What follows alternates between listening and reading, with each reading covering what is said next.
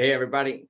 Welcome to week 124 of the Crazy Train weekly webinar with the infamous Adam Boatsman, Jack Centinello, and now we've got Russell Hughes, which is awesome. So here's the deal. You guys know the deal, but I will remind you just in case you haven't learned in the last 123 weeks. Use the Q&A to hit us with questions. You can harass us with the chat, and oh, you know what? I am going to go in before Papa Joe hits me and says, chat is disabled. I'm on to you, Joe. So also, I'm going to share real quick before Jack does an update, because you guys, the way that this is set up, I believe, is you don't see anybody unless they're speaking. So you don't know. Joe is on. Actually, the chat is working. Yes, because about 3 nanoseconds ago, I just hit it. But thanks, Joe. It would not be the same without you. But because the way that Zoom is set up, you don't know what Russell Hughes looks like. And the other thing is you don't know how freaking tall he is. He's like 7 feet tall. So I'm going to share a picture that proves this from 8 years ago. Can you see that? See, he's 8 feet tall.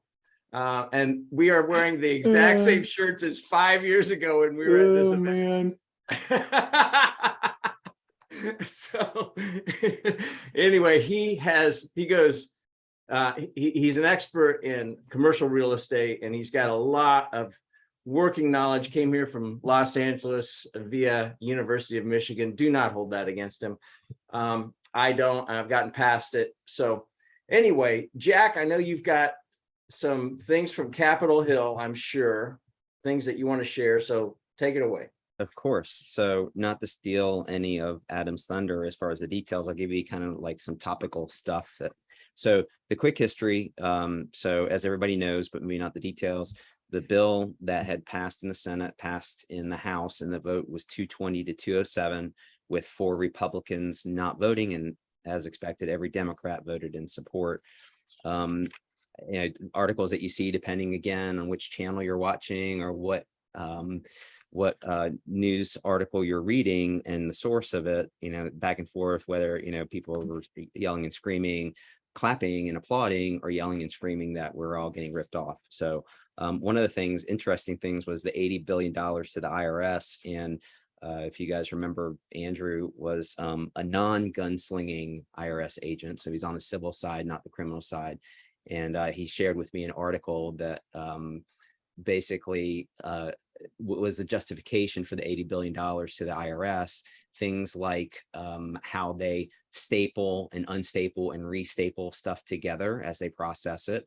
If your tax return has one small error, that gets literally and physically pulled out of the pile and processed. Everything is done in paper. The operating system is Cobalt with monochrome screens. And I'm not kidding. I mean, that is what has been going on at the IRS. And so we wonder why we're not getting our checks. We wonder why, there's these issues with the IRS and the SBA, because I mean, they literally, they're talking alien talk to each other, in different foreign languages kind of thing. So in other news, and I'll come back to the act in a moment, but I saw this article about there's pressure building. There's $180 million in unused funds in the restaurant revitalization fund. And there are people in Capitol Hill that are pushing to get that deployed. There's also a slush fund for litigation. And then apparently some people were in fact scared when the warnings came out as to you better not have done these things and taken the money inappropriately. So they gave some money back to the tune of several millions of dollars. So there's money there. So there's still, if you're in that industry, and I know a lot of people several people who watch this are in the hospitality industry that may be impacted by that. So there may be an opportunity to reach into the fund, but any efforts to try to put more money into that fund are passed. So, and then lastly, some things that, and I found an article that some things that are not in the budget reconciliation process. So in this bill, was increasing the corporate tax rate from its current 21% to 28%. Increasing, and these are things that are, make sure these are things that are not in there. I'm not trying to create a panic and like, oh my gosh, this is what happened. We didn't realize that what happened as we were sleeping. So did not happen. Increasing the top marginal income tax rate from 39.6 to 39.6 from 37. A surcharge tax of 5% to 8% on high income individuals. That's different than this other tax we're talking about for high income or for companies that reach a certain revenue point. And then it's totally tangential, had seen that someone stated that 15% tax only affects maybe 150 companies. I think I misread that. That just doesn't seem possible. But and then there's other things, top capital gains rates, some proposals were going from 20 to 25%, taxing unrealized capital gains by eliminating the ability to step up basis and appreciated property upon death of the owner, carried interest provisions. So a lot of things did not make it into there. And that is why there was some of these things were the things that prevented it from going forward on the Democrat side that were conceded to in one form or fashion. So, and as we talked about last week, there was, I believe, a lot of back scratching and promises, pay it forward, as some people will call it. So yeah, I'm with you as long as you promise that when this comes around next time that you're going to go in this direction rather than that direction. And so, so that's it. That's a quick summary of what's happened in the past 7 days or so. Well, Chewbacca was quite excited about money going back into the restaurant revitalization fund because Adam and I tried to have dinner one night at some restaurant and Chewbacca was with us and we spent most of the time chasing Chewbacca. That's right. So finally somebody said, "Can I hold your dog?" And I'm like, "Oh yeah, you can." It's like, "Oh my." Yeah, so I appreciate the opening there, to kind of piggyback on some of Jack's comments, specifically around the tax changes and the IRS enforcement piece. I mean, there all this stuff about, oh my gosh, they're going to get all this money, it's a guarantee you're going to get audited, Gary. I need people to understand like what it's like to deal with an audit now. First off, as Jack's colleague confirmed, several webinars ago, pretty much going to be mostly, random chance that you get audited. So I don't see the percentage of audits really going up, in terms of what they publish that they're going to do, every year. But here's what happens when you get audited now. When you get audited now, I get a letter. And you get a letter, and then we get an information request from the IRS, and then we provide that information, and then 1 year later they get around to scheduling something, and then 6 months later they get around to actually doing something with the information they gathered during our scheduled appointment, and then 1 year later I get a frantic phone call from the agent that says, "Hey, my boss is on my ass to close this case. Can we get together? I need to talk to you about a few items." That whole process used to take about 6 months. We have not had an audit close at BGW in less than 3 years. So, I mean, all of us in the business, I know, somebody's going to put on the chat, "Oh, you only like it because your fee's going to go up." No, like we trust me, IRS audits for us is a lost freaking leader. Meaning like we don't charge at all what it really takes to get to the audit, because I feel bad about it, because Gary's pointed out several times, our record is pretty much undefeated with the IRS. So we look at it as kind of a waste of your money, since our clients typically don't have a whole lot to hide. That being said, what a pain in the ass it is to get, have to deal with letters from their automated response system. And, if you're the client, you don't have any closure on the issue. I mean, despite how many times I tell you, you're not going to go to jail over this, you're still like, God, they're going to show up at my door one day and, lock me up. So it's like, that's great. The second piece of this is, in other words, hiring more agents so we can actually close some freaking files, that'd be fabulous, if we could get that done. And then I think the second piece that, I look at on the revenue side is that, again, our clients typically don't have anything to hide based on our track record of successful defenses of people that are audited within our client base.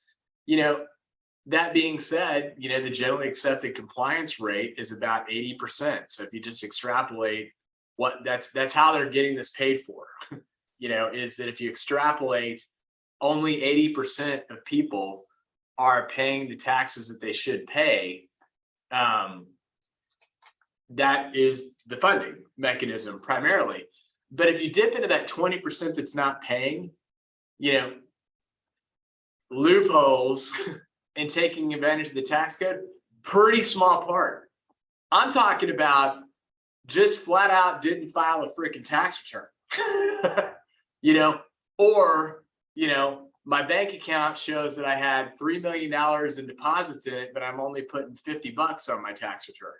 Like, that's what non-compliance really looks like in terms of what they're going after, not, I don't know. I had a dinner with Jack. I mean, oh my God, are they going to disallow the dinner that I had with Jack because I didn't, write down what the conversation was actually about? No, that's not what they're looking for. They're looking for, the people that are sort of to the point with PPP and ERTC that Jack and the Restaurant Revitalization Fund that Jack was talking about at the beginning. It's like flat out fraud, meaning like, it's amazing that your business, never had payroll until you filled out that first application, for money. And then suddenly you've got 5 million in payroll for the purposes of defrauding the government when you've had $1 in gross receipts. That's what that's going to be welcome in my world, because it in my opinion, it'll actually take the heat off the people that are actually doing the right thing. So that's generally a positive. When it comes to tax rate change, I did have some questions around, again, so that was one piece of the commentary that's just heated on both sides of the aisle. The other piece of the commentary that's heated on both sides of the aisle, and I think, Russell could have some commentary on this too, just talking about real estate, is that, oh my gosh, tax rates, they're going to hit this is a tax rate increase on corporations, it's 15%. It's a tax rate increase, that, again, the corporate tax right now is at 21%. So we're talking about a minimum tax of at least 15%, adjusting for, preference type items, targeting, 150 companies, to Jack's point. That really is kind of true, actually, because the companies that they're targeting, I think we've published this at least on some webinar links before, Nike, Salesforce, Duke Energy, these are big blue chip companies that show accounting profit on their financial statements for the purpose, like their price to earnings ratio, if you go look at it on Yahoo Finance right now, is not like -5 to 1, but are they reporting taxable income? No, they're not. Perfectly legal that they're reporting no taxable income, but they're not reporting taxable income, even though they're reporting significant profits on their financial statements, which is why their stock price is what their stock price is. What they're talking about is making sure companies like Duke Energy, pay some tax instead of Duke Energy's current situation, which is it would take, over 50 years for them to bleed down how much they deferred in taxes up to this point. If they just said no more deferrals going forward, I'm going to pay whatever I'm going to pay, it would take 50 years to, and I'm going to double that. It would take them 50 years to bleed off what they've already accumulated in terms of depreciation benefit, tax credits, credits for investing in energy and alternative fuel and all that kind of stuff. So, with Salesforce, it's more like, stock incentive plans for executives, that's what's creating them not having taxable income at this point, and the research and development credit, all great stuff. But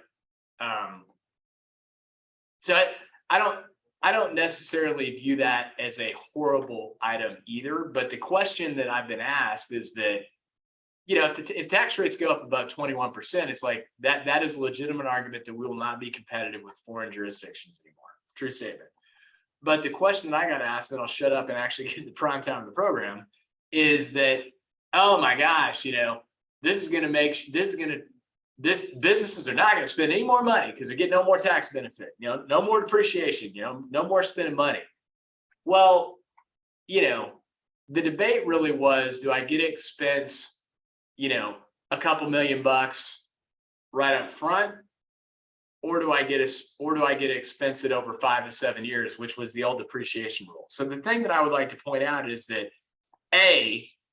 without some sort of trigger from Congress to do something, those accelerated depreciation benefits are set to phase out and expire.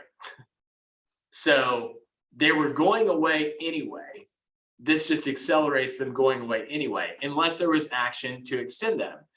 And secondly, this is what I would say, you know, there's probably a real estate opinion on this because I've heard it from real estate related people before. I definitely, you know, have heard it from people that buy equipment. Like, nobody buys a multi-million-dollar piece of machinery because of the tax deduction. You know, that just affects the timing of when they do it. You know, either before the end of the year or after the end of the year. But you don't buy the freaking piece of equipment unless you generally believe that you've got the sales to support it, or it's otherwise going to increase your efficiency such that you're going to make more money off of it. Like nobody went out and said, like, think about how stupid this is. I'm going to spend $2 million to save 400 grand in taxes, but I'm never going to get a return on that $2 million, but I sure did save some taxes. That makes 0 sense. So all that depreciation does is it just accelerates the payback a little bit that you were going to get anyway, you know, but you were going to get it. Like, nobody's going to make a decision. Nobody's going to make a rational decision on an investment based on the tax benefit. So where that showed up in real estate is, you know, when the qualified opportunity zones came out as an option, you know, the people that we talked to, at least, you know, it was around, you know, oh my gosh, great tax benefit, you know, blah, blah. The feedback that I heard was all it did is it made a deal that we were going to do anyway a little bit better. You know, that's really all this does. It makes a deal that you were going to do a little bit better, but I was still going to do the deal. You know, just made it a little bit better, and maybe I did it a little bit faster than I was otherwise planning on doing it. This depreciation thing's the same way. So do I think that it's going to slow down investment? You know, not permanently, maybe a little, you know, but I think decreased consumer demand is what's going to reduce investment, not the tax code. So with that in mind, I will shut up. Tie right in it, Gary. Woo, baby. That was good. Yeah. That was good. All right, I'm on a roll. We need to have you kind of come out of your shell and form an opinion every once in a while, though. Yeah. I need another beer. Yeah. Finish my beer. I need another one. Right. Well, Russell Hughes, what we would love to do is have you give us a little kind of state of the union, what you're seeing out there from a commercial real estate standpoint, stuff that you think might be beneficial for somebody contemplating leasing, up in their lease, or, you know, their leases come and due. What should they do? Not everybody's back in the office. What do I do? Should I try to lease part of that? Should we be buying? What should we be doing? Because there's a lot of folks on this line that do have commercial real estate holdings, and everybody's leasing if they aren't owner occupied. So take it away, Russell. Well, thank you all for having me. Adam, I just kind of want to piggyback on what you just talked about related to 1031s. Every time a new piece of tax legislation comes out, everyone freaks out in the real estate world about 1031s. And I would argue that now is a wonderful time to pay taxes because I would venture to guess that they are much more likely to get rid of the stepped up basis than they are the 1031. And everyone forgets that 1031 is just a deferral. So But in the pre-show, if there was such a thing, Adam asked why on earth commercial real estate is so damn expensive. Why isn't it coming down? Why didn't it get the memo? And when you look at residential is probably down.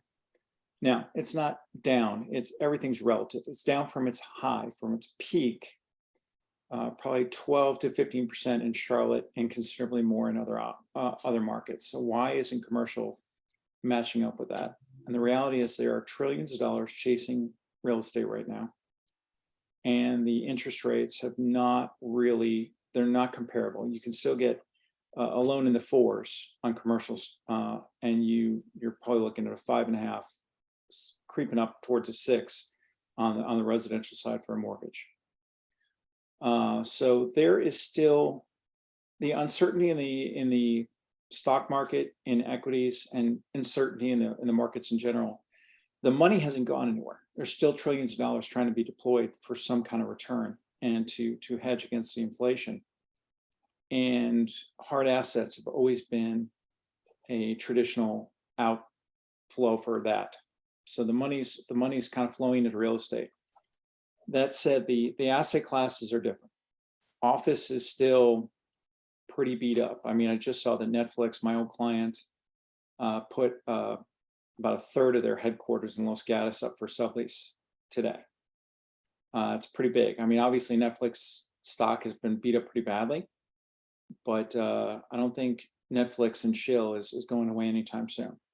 So the fact that they're putting 90,000 square feet of space in Los Gatos on the market is telling. Retail is an interesting thing. Strip mall retail is actually going up. The rents are going up. Power centers, it's coming down.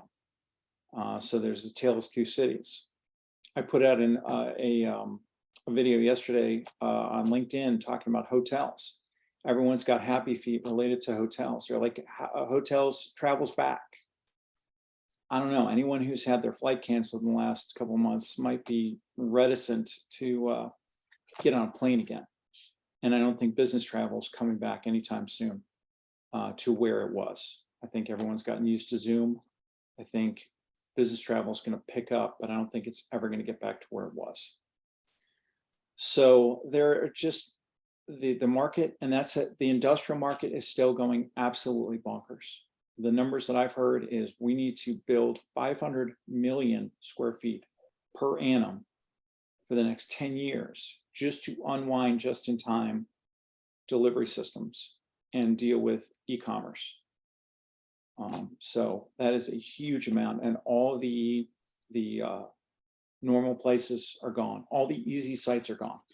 So we're gonna start getting into secondary, tertiary, lots of hair on them locations to build out all that industrial. So that'll be very interesting.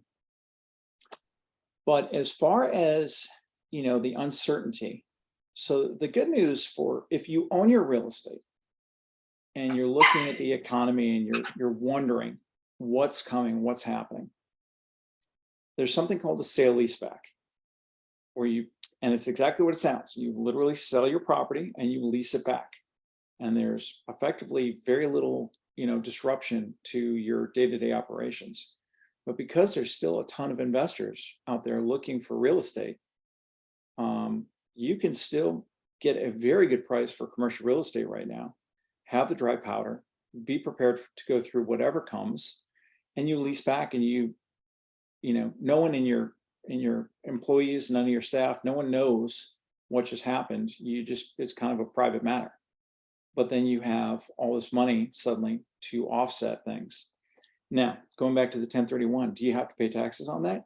Yeah, either you need to find a replacement property or you have to pay taxes on it. Replacement properties are, it depends on what your flavor is. But that might be a good option for someone looking at the uncertainty of what's coming in the next couple of years and thinking dry powder might be a good thing.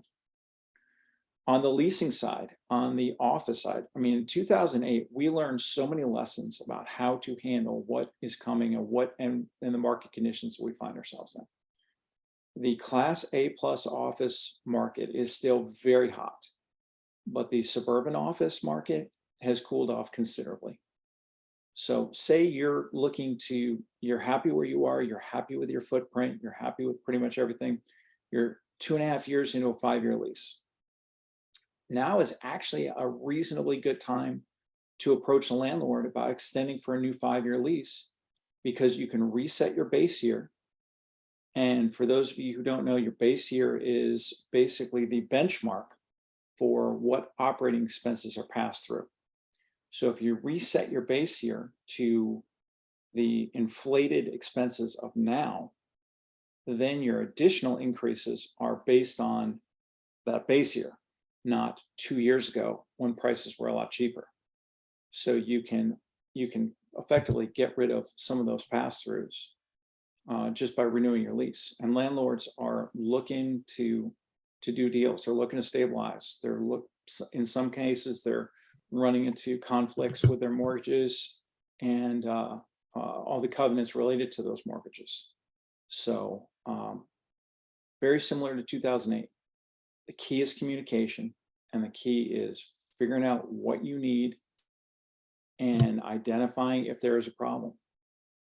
Because for people looking to shed space right now, it's really challenging. I mean, there was an article 2 weeks ago that Charlotte sublease market for office space is higher than it's ever been. So getting rid of that space is going to be it's potential discount.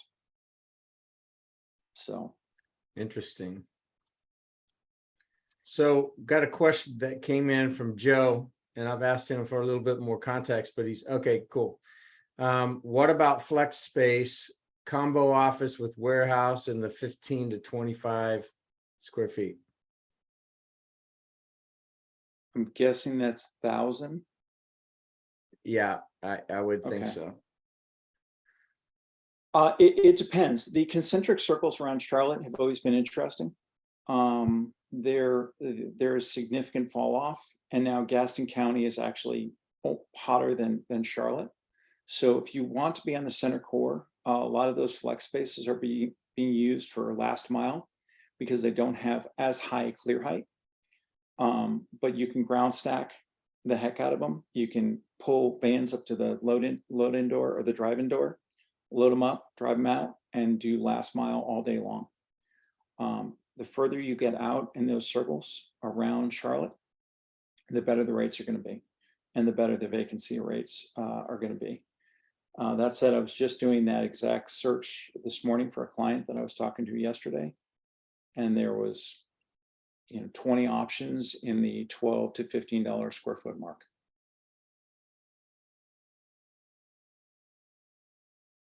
Cool. Just out of curiosity, Russell, I'm assuming you are not a qualified intermediary on 1031. Is that a fair assumption, or are you? I am not. I've got some people that I work with that I recommend that are very good at it. I try to stay in my lane. Yeah. Well, we had Matt Linville on here before. That's one of my And, recommendations. Yeah, he's really good. Yeah. So anybody in that 1031 consideration set.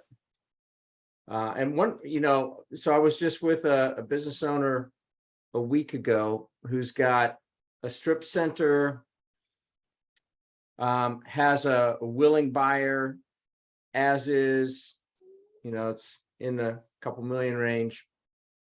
And the owner, the seller, is wanting to put the brakes on it a little bit or tap them a little bit just to make sure that he can find and do what he needs to do because of that 45-day window, right? If somebody's in that kind of a situation, what are some things that you've seen, Russell, that actually can work for both parties on a willing and interested buyer as well as seller, and they both are sensitive to the fact that this individual and this property was done through a 1031 exchange, so he's kind of hanging out there with some liability if he doesn't do another 1031.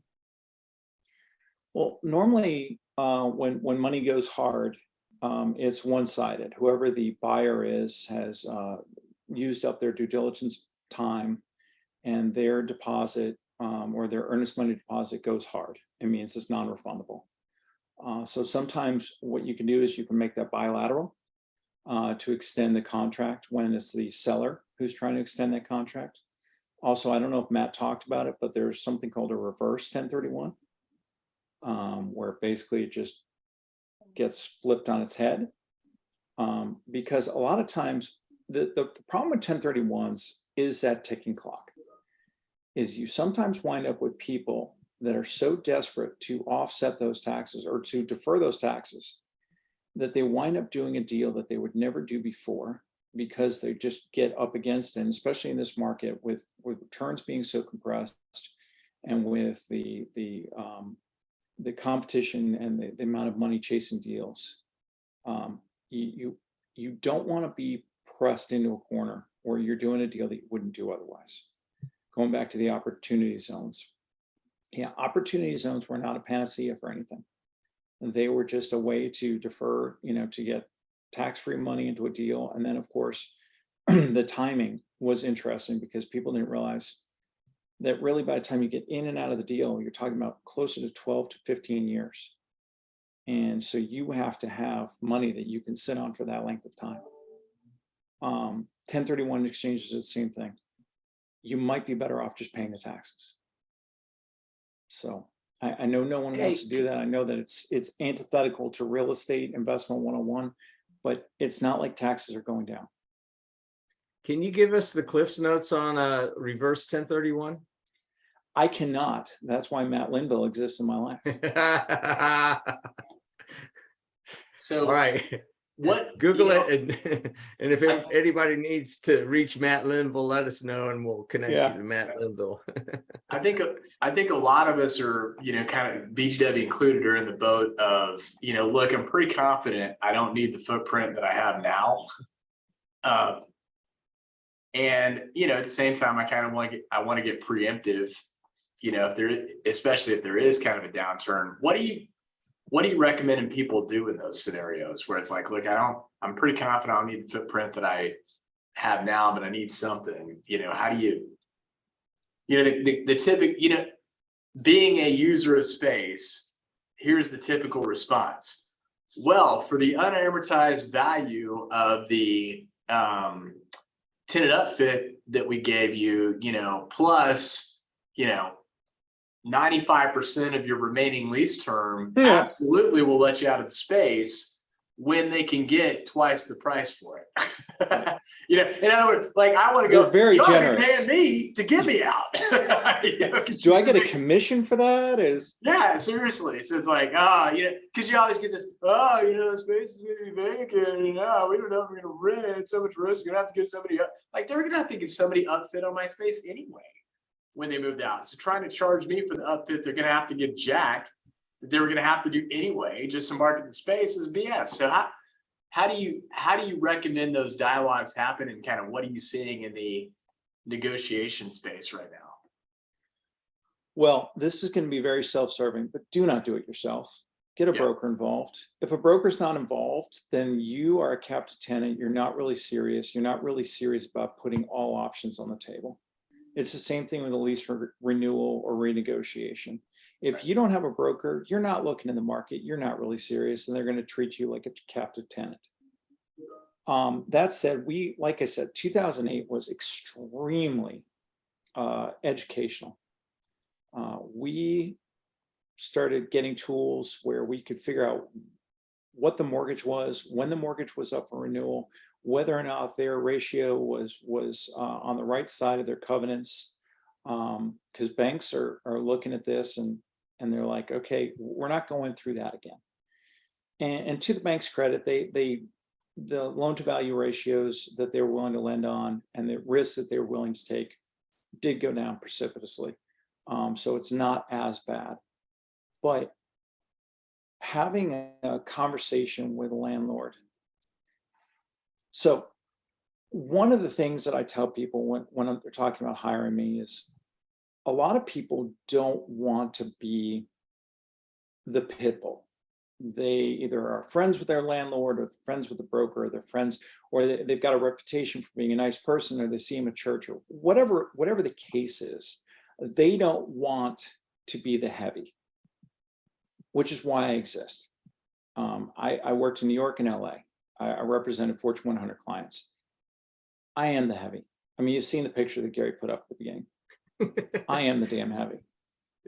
I give you plausible deniability. No, your landlord calls and says, what is up with your broker? He's out of control. He's making threats. He's calling my bank. He's doing all sorts of crazy stuff. Like, oh my God, I can't believe he's doing that. And then you send me a text and say, keep it up. It's not dissimilar to having a lawyer. It's plausible deniability. The other thing that I would suggest is sit down. Don't ever use an axe to solve a scalpel problem. One of the biggest problems that I think people are going to have in the next 2 years is they're going to sublease space or terminate space with the landlord, to your point, Adam, at an extreme discount that really didn't get them anywhere. Then they're going to realize that their culture cannot exist remotely. And they're going to want people back in the office at least a couple days a week.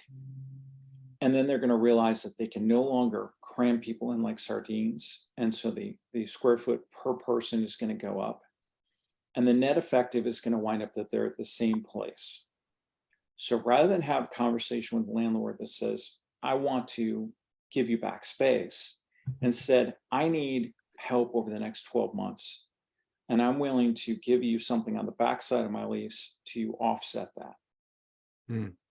Then you've got a scalpel solution as opposed to an axe solution. Because I can't think of anything worse than dumping space at a discount and buying it back at a premium. So it's important to identify the problem accurately and get everyone at the table and really analyze your culture and whether or not it can survive remotely. You bring up a great point on culture. You know, especially what we've seen the last almost 2.5 years now. It's been 2 years and 5 months since we've had to go remote and all that, at least for those of us that could, right? But, you know, week 124, but who's counting?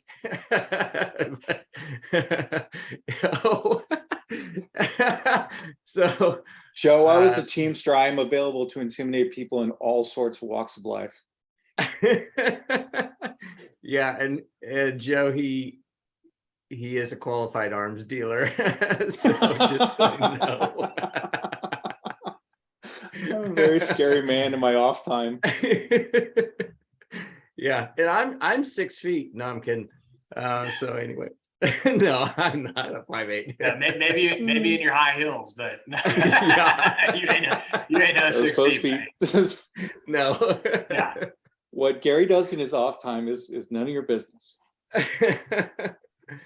Oh, but anyway, what I was saying is that the impact of culture and thinking about that, especially having gone through the Great Resignation, and now we're also experiencing the Great Regret, but you know, it's still a big deal. That is a competitive advantage or disadvantage if you don't pay attention to it. So I'm glad you brought that up. I was tracking that pretty closely during COVID, because obviously, I mean, if there's a permanent 20%, 30%, 50% reduction in office space, that affects my bottom line directly. And I think the most interesting pattern that I noticed is it wasn't whether or not you were remote or in the office that made the difference. It was making the damn decision. The people were getting headhunted so aggressively. And the people that were losing the most people were people that just wouldn't make a call one way or another. So I would argue that office space is very important from the intangible things. The overhearing someone is pursuing a business that you have a direct relationship with, that if you guys didn't know you were chasing the same company, you wouldn't be successful, but together you are successful. But proximity matters. and you can't replace it. So a follow-up question to that, Russell, would be, and we struggle with this here as collaboration and the remote work from home, the younger people that are being mentored, our associates and everything else that we have. And then thinking about, okay, what do we want our space to look like and feel like? More of a feel. So you go into, I've been into some of these office spaces in South End that are newer, and you walk in and a lot of open space, a lot of different types of spaces for collaboration, whether it's an enclosed room with glass, so you're not behind glass that can be shaded with the whatever, and and then couches with benches, cafeteria style tables. I mean, I was in one office and it had all of those things, and it was like, okay, choose your adventure. And no differentiation between partners offices and associate offices. There may be some priority as to who gets, a window or a corner, so that way you have two sets of windows. But other than the more traditional rite of passage of getting into a bigger office seems to be fading. So what do you see as far as office reconfiguration and redesigned in light of wanting more collaboration, in-person collaboration, and creating an environment that encourages that and is what people want rather than being stuck in their offices? I'm going to argue the exact opposite of what you just described. Okay. I think the open floor plan is dead. Okay. It was dying pre-COVID. The problem with the quote unquote collaborative space is that when you walk through collaborative space, everyone's got their headsets on. And the larger the headsets, the better, because they're trying to focus on their work, and everyone's having, and different people have a different perception of what's appropriate to talk about the office and not. I do think there will be more, I think break rooms will be bigger and probably more elaborate. But an interesting study, architects were doing studies on different generations. And the weird thing is Gen Z likes doors. Gen Z was raised by Gen X, and they see a door as what it has traditionally been, a status symbol. Being able to stand up and close your door and not listen to the chattering classes behind the door on the other side has always been a status symbol. And they see it that way as well. So it's interesting that there are some architecture firms that are still holding on to it. Post-COVID, the one interest, the one sort of commonality, because everyone's got different culture. When I started in real estate, law firms traditionally we programmed them out at 350 square feet per person. That included cubes, that included break rooms, that included conference rooms, and a lot of that was conference rooms. Law firms have always traditionally been heavy conference rooms. Pre-COVID, it got down to 150 square feet per person. Still inclusive of all the ancillary uses. That's sardine level. That's packing people in to a point where they are uncomfortable and they were unhappy. And I think it's part of the reason why the Great Resignation happened is they have institutional knowledge in the back of their minds of what their office used to be. And I think that'll change. I have been of the opinion that we will wind up net identically on the square footage a couple of years from now as we were pre-COVID, because there's going to be doors and there's going to be more space. Whereas like some people were like that bench seating. And I mean, at the very least, I think we're going to go back to individualized cubes. It's not an office, but at least it's your space. I could be wrong, but that's sort of what I've been saying for a couple of years, and I still think it's true. But every culture is different. Yeah, you're right. It still comes down to your culture, because if you're trying to build a hip and cool space.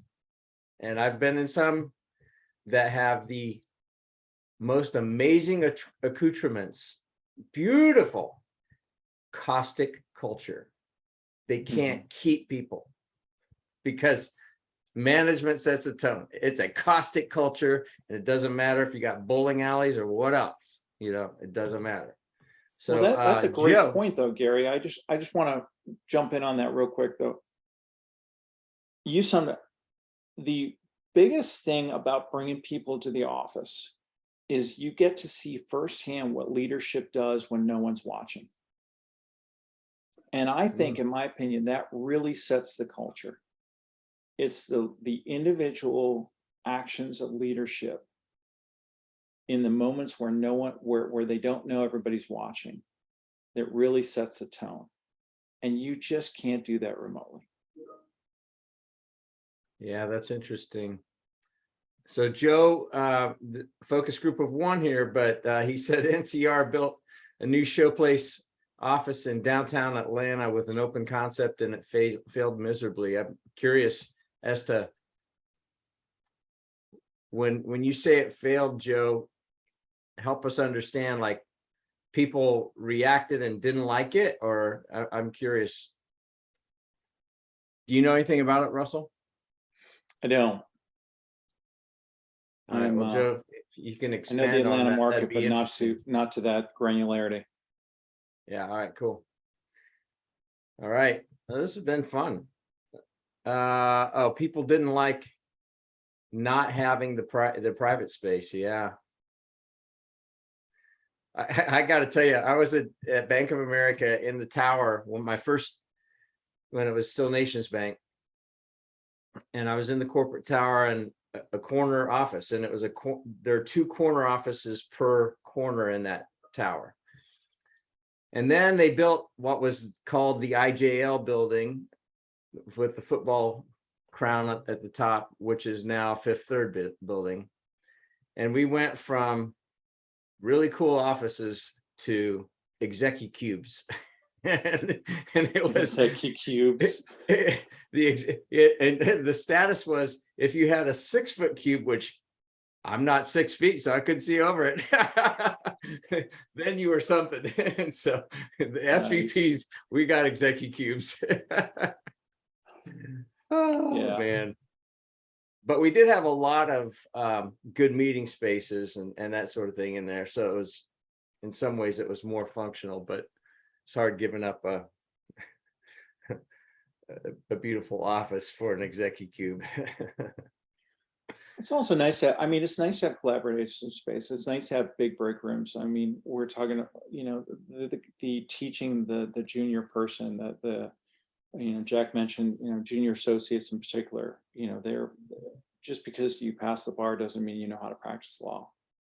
And, it's really about the art of the occupation. It's the art of the job at that point.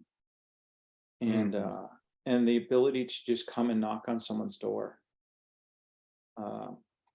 It's again, it goes back to the intangibility of the, it's the nuance of the office. I don't think it's going anywhere anytime soon. Yeah, interesting. Well, as we're rounding up towards the top of the hour, any other questions out there? While we've got Russell Hughes, man, take advantage of it. Okay, you guys are hitting me in the chat. Hit me in the questions. But having private meeting/gathering/conference rooms are essential for mentorship programming. Spoken by a Gen Z. Right on, Caleb Gas. And he was talking about it. Caleb, is good to have you weigh in here. Yes, it is frosted glass, as Jack was talking about. I was like, and they do some really neat stuff over at that over at Caleb's company. If you want to, yes, they do. Pop. Yes, they do. Out. Blue Fire Visual, also known as Heritage Printing and Visual Graphics, I think, or something, but they've rebranded to Blue Fire Visual, and they do some really good stuff. So yeah, So you get the shout out, Caleb, for participating and for doing great work out there. And it's cool that Russell knows about you too. Any other questions out there?